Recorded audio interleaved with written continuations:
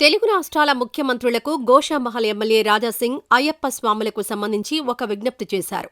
అయ్యప్ప మాల వేసుకుని వెళ్లిన తెలుగువారికి ప్రతి సంవత్సరం ఏదో రకంగా ఇబ్బందులు ఎదురవుతున్నాయని, వాటి విషయంలో చొరవ తీసుకోవాలని ఆంధ్రప్రదేశ్ ముఖ్యమంత్రి చంద్రబాబు, తెలంగాణ ముఖ్యమంత్రి రేవంత్ రెడ్డికి రాజాసింగ్ విజ్ఞప్తి చేశారు.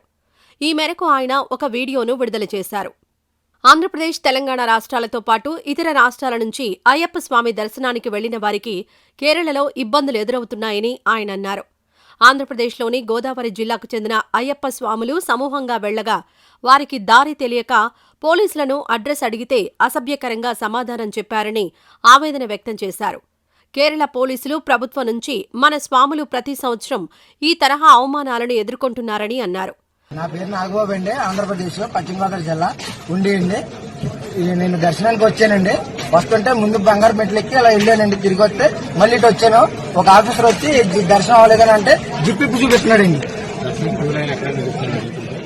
క్యూ లైన్ ఎక్కడ అని అడిగినందుకు మన తెలుగు వాళ్ళని అసభ్యంగా ప్రవర్తించారు. ఇక్కడ కేరళ గవర్నమెంట్ అయినా ఒక పోలీస్ అయినా ఆ పోలీస్ ని మనం ఎవరో ఎక్కడ అని అడుగుతుంటే ఆయన దొడ్డిదారిన బయటకు పంపేసి ఆయన లేరు